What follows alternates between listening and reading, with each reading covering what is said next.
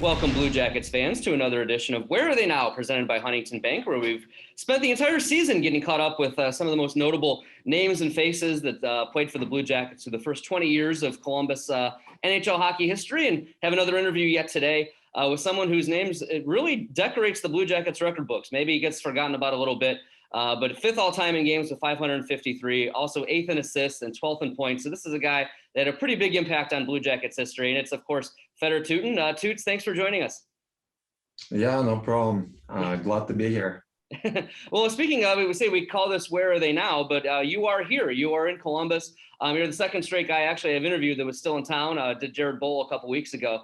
But just what kind of drew you to stay here over the years after your NHL career? A long career, but you played with some other teams. But at this point, you make Columbus home. So how did that kind of work out? Yeah, it just kind of came along the way more towards the end of my career. And like I've been saying before, nothing changed. It's I spent most of my career in this town, and it just over time we met so many people and stuff. And my last year when I went and played in Colorado last year, then that's I think when we actually got that feeling. Yeah, we got to come back to Columbus whenever I'm going to be done playing hockey. I think that's when we decide that it does actually feels like home here, and all the great people, like I said, we met along the way. So yeah. No, that's pretty cool. And what kind of maybe stands out about the city? What do you like about it the most? And I imagine some of those friends might be people you played with as well, because there is a good number of Blue Jackets alumni that have stuck around. Yeah, no, for sure. And we live in Dublin, outside of the city. I'm not a big downtown fan or anything like that, but yeah, it's so many guys. I think we in double digits now for guys who used to play for Blue Jackets and end up staying here, and it's all by nobody were making plans. So hey, if you stay and I'm gonna stay, just everybody decided on their own. And for the most part, I think everybody had the same reason, that this town actually felt like home for most of the guys who end up sticking up here. Yeah, and it's cool that a lot of guys have stayed involved in the Columbus hockey community, and you're one of those guys as well. You've done some work with the Blue Jackets. You've also been a coach for the AAA program. Did you see yourself getting into coaching, especially with the kids, or is that something that's just kind of come along as the opportunities have arisen? Yeah, believe it or not, before I even retire, I was saying, like, people been asking me this question before, like, you think you'd be a coach sometime? And I was always saying, hell no, I would never be a coach. I just know the coaching job, it's grueling. You got to put up a lot of hours, and, it's not, it could go either way, right? Right.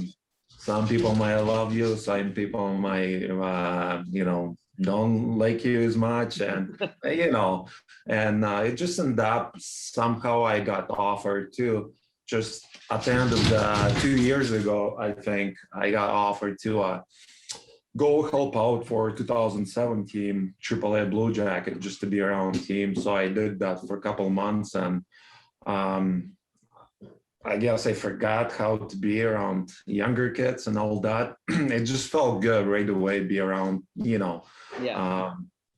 the kids, and actually try to pass along some knowledge I had about hockey and stuff. And I really loved that. And, I got offered if I want to do it as a head coach, and I didn't even think it twice. I said, yeah, sure I do. And they end up put me as a head coach, and it was a crazy year for sure. Last year, my first year as a head coach, but we figured things out, and it was a great season. I have nothing but positive thoughts about it, and can't wait to get started again this year. Yeah, and I have to ask the dog's name. You've got a co-star who has joined you here in the Zoom. Yeah, we got two. That's our oldest one, named Snickers. Born in Columbus, actually. Nice. And we got a big one over there. I don't know where he is. Yeah. It's a golden doodle too. Nice. Yeah. Well, born in Columbus has to be a Blue Jackets fan, I'm sure then, Snicker. So. Oh yeah, for sure. Yeah. And just getting back to the coaching part of it, this is, working with the AAA team, they've grown the game so much here. And, I don't know how much you would have known about, how much youth hockey there was, things like that when you first got to Columbus. But is it cool now to be a part of kind of seeing that grow, because we're starting to see guys make it to the NHL. We saw the U18 team, the success they had this year. So it has to be pretty cool to kind of see, just how the hockey has grown here. And you played a part in that both as a player and now as a coach. Yeah, no, 100%. And when I just came over here, my first year, 2008, and along the way, yeah, I didn't hear much about, and I came from Russia. It's a little different, all the youth hockey and stuff. So yeah, I kind of still learning on the go how everything works and all that. But yeah, I'm just seeing, even 2 years I've been involved with them, it seems like for sure they taken steps forward every year of developing players and all that, and some new ideas with the organizations. And yeah, that's one of the part that motivates me to be a coach of the kids, is that my goal is one of them going to make somewhere one day and have a good career. That's that's kind of thing that motivates me to help them out to achieve something. Yeah, no, it's really cool when you talk about your career. I did want to ask you a little bit about your career with the Blue Jackets. You had been with the New York Rangers for 4 seasons before you came here to Columbus, but it kind of felt like here was where you really kind of established yourself. I mean, again, 553 games here, that's 5th most in franchise history. So you had quite an impact on Blue Jackets history, played in a lot of big games. But just did it kind of feel like that this was the place that you kind of established yourself as an NHL player? And do you have a lot of good memories just from that time, Yeah. kind of doing that? Yeah, for sure, 100%. When I remember, when I got traded, I was still like one of the youngest team on the team with New York. And when I got traded here, I think my best year, career-wise, were in Columbus. And like you said, everything, I develop as a hockey player, grow as a human being, and that's the kind of whole memory revolves around Columbus and Blue Jackets for sure. And as I looked it up, I mean, you were a 24, 25 minute a guy there for a long time. You were a dependable player, played in all 82 games or 48 the one year, 3 times. So I mean, you were a guy that you kind of were a mainstay really with this team. And was that something you were proud of? Is just that you were able to kind of turn in good efforts on, you're a very dependable player and turn in those efforts on a nightly basis, basically. Oh no, for sure. It's for sure it's an honor, to be involved with all the games in the season. And yeah, I remember as of right now, I think we had few guys that got that streak going at the time, like most consecutive game plays. I think RJ Hamburger was on that list too, and it was like mini, not competition, but that's for sure. It's a great achievement, and I wish I had more in a row than I have. Yeah, but it was definitely part of your game, as you were a pretty dependable guy, and also as you look back at your career here in Columbus, you were part of one of the very few players to be part of both of the first 2 playoff runs, I believe, 2009 and then 2014. Obviously, there were some ups and some downs. You had the playoff years, you had maybe some struggles in between. But what was it like to kind of build this thing up a couple times and kind of start to see the success being had here in Columbus and to be able to deliver that to the fans in a city that really wanted it, once this thing kind of got going?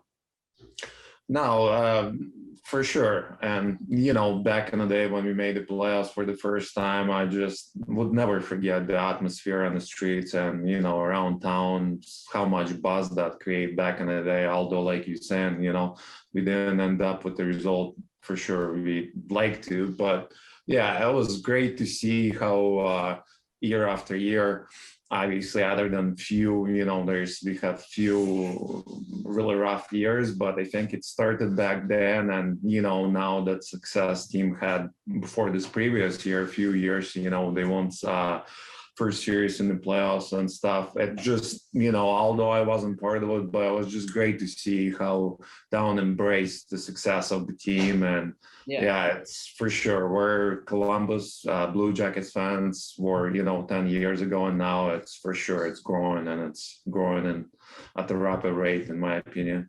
Yeah, no, it definitely is. And if we're talking about kind of successes that this team had, you had that shootout winner in the game that clinched the first playoff run. Is that one of the good memories that kind of stands out as you look back at your career? Because I know it lives on in Blue Jackets history. Yeah, no, for sure.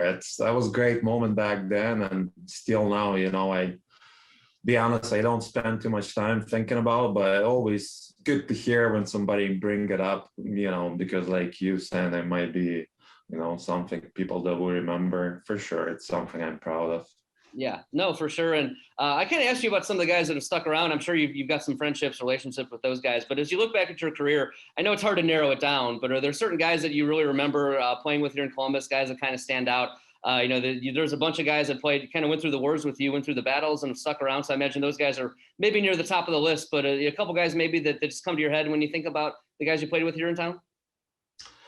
Yeah, and like we've talked before, there's a whole bunch of guys that's still around here, right? And I'm in pretty much in close contact with all of them, and it's great to kind of still keep relationship with the boys, like you said, that Yeah. you've been in wars with and stuff. So yeah, all the guys around, we all in good relationships, and yeah, it's been great for sure.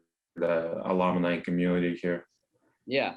And just one of the last things I want to ask you is just kind of intrigued by your career growing up in Russia, growing up a couple hundred miles, I believe, east of Moscow. I looked it up. And just coming over to play here in Columbus, and obviously starting in New York, but playing in Columbus, and what was kind of the transition like? Because you had to kind of learn, growing up in Russia, coming over, playing North American style, North American hockey, getting used to North American culture. The Jackets have got a number of Russian draft picks coming up as well. So just kind of curious what that experience was like for you, because there had to be some ups and downs, but it also had to be kind of interesting and maybe fun at times as well.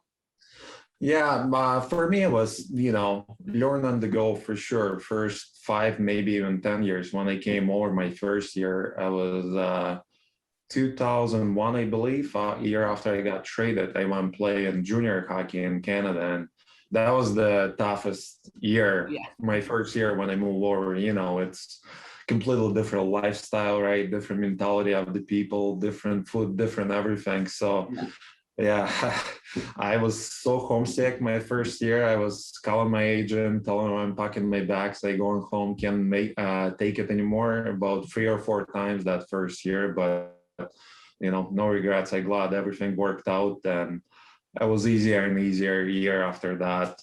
I never packed my bags anymore after my first year. So it Yeah. just like yeah, it just I had this dream and goal in my head where I want to be, and after I got that tough period, first 4 or 5 months when I just came over, I don't think I even think about it anymore. Yeah, no, I've just always been intrigued by it because it's a big life transition. But obviously, you come to Columbus, it works out, and you're still here. So, Fedor Tyutin, thank you for joining us, as well as Snickers. Really great to see that as well. So, thanks for taking the time to chat with us, and hopefully, we'll get to see you around the arena here a little bit, and see you with the coaching with the AAA team as well.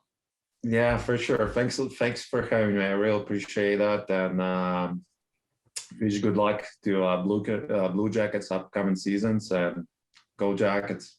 Yeah, that's right. Go Jackets. And this has been Where Are They Now, presented by Huntington Bank, looking back at the first 2 decades of Blue Jackets hockey and some of the most memorable names and faces. And Fedor certainly qualifies. So thanks again, and we'll talk to you soon. Thank you. Appreciate it.